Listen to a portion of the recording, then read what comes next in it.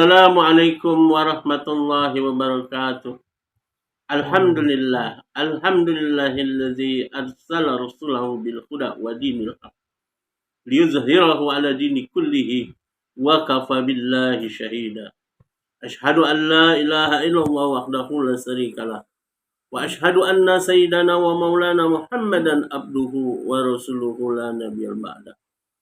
Qala Allah ta'ala fi kitabihil karim. A'udzu billahi minasyaitonir rajim. Bismillahirrahmanirrahim. Ya ayyuhalladzina amanu kutiba alaikumusiyam kama kutiba alal ladzina min qablikum la'allakum tattaqun. Shadaqallahul azim. Ma'asyiral muslimin, shaimin dan shaimat yang berbahagia. Ramadan yang kita kerjakan pada hari ini dan hari tahun-tahun yang telah lalu adalah merupakan suatu kewajiban yang diwajibkan oleh umat Nabi besar Muhammad SAW sampai akhir zaman. Begitupun Allah mensyariatkan puasa ini terhadap umat-umat terdahulu. Seperti umat Nasrani, dia melakukan puasa 50 hari. Sedangkan kita umat Islam hanya mengerjakan 30 hari. Tetapi umat Nasrani sekarang telah meninggalkan apa yang telah disyariatkan oleh Allah Subhanahu wa taala. Begitupun umatnya Nabi Daud. Nabi Daud perlu kita ketahui berpuasa hari ini puasa, besok tidak. Besok berpuasa, hari ini tidak, dan sebagainya, ya selang-seling. Nah, di dalam puasa erat kaitannya dengan perniagaan. Tentunya kita berniaga dengan Allah Subhanahu wa taala. Ketika kita melakukan suatu perniagaan, maka di situ akan ada untung dan ruginya. Kadang kita mengalami suatu keberuntungan.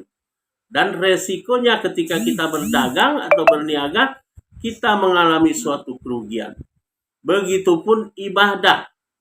Ibadah puasa ini diibaratkan kita berniaga, bertijarah dengan Allah Subhanahu wa taala. Kita bisa untung dan kita juga bisa rugi. Bagaimana supaya kita berpuasa itu bisa untung? Nabi SAW bersabda, "Man shauma ramadhana imanan wa ihtisaban, ghufira lahu ma taqaddamat min dzambi. Wa man qama ramadhana imanan wa ihtisaban, ghufira lahu ma taqaddamat min dzambi." Barang siapa mengerjakan puasa dengan penuh keimanan, Allah akan mengampuni dosanya yang telah lalu. Dan barang siapa yang mengerjakan puasa dengan penuh keimanan pada Allah, maka Allah akan mengampuni dosa-dosa kita yang telah lalu.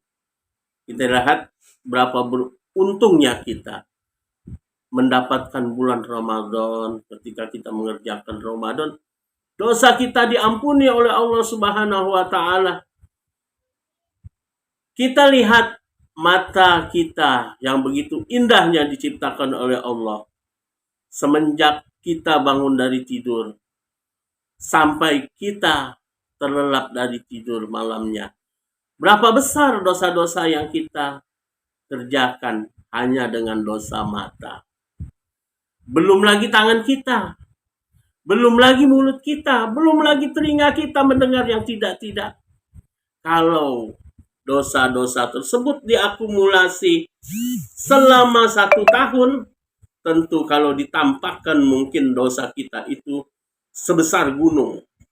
Tetapi dengan datangnya Ramadan, ketika kita mengerjakan puasa Ramadan dan memakmurkannya sampai 1 bulan dengan penuh keimanan, iman dan waktu saban, ghufira lahu ma taqaddamat min dzambik.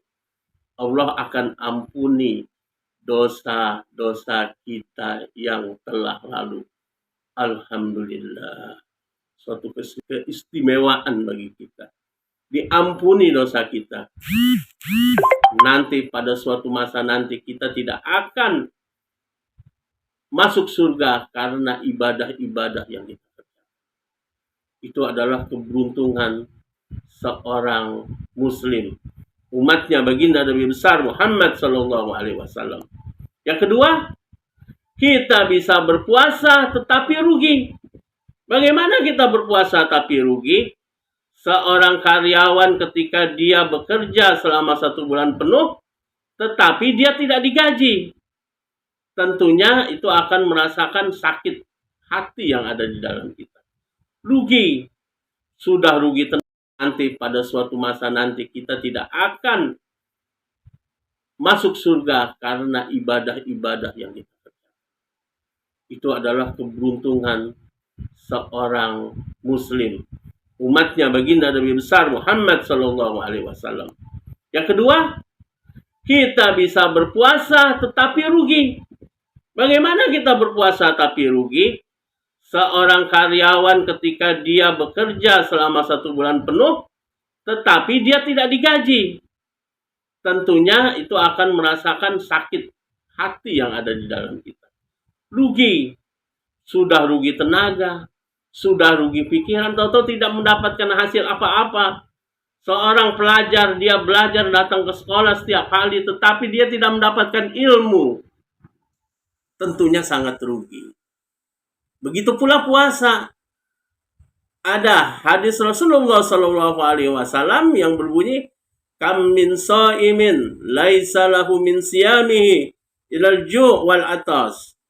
Banyak umatku yang berpuasa tetapi dia tidak mendapatkan pahala. Dia hanya mendapatkan lapar dan haus saja. Mengapa demikian?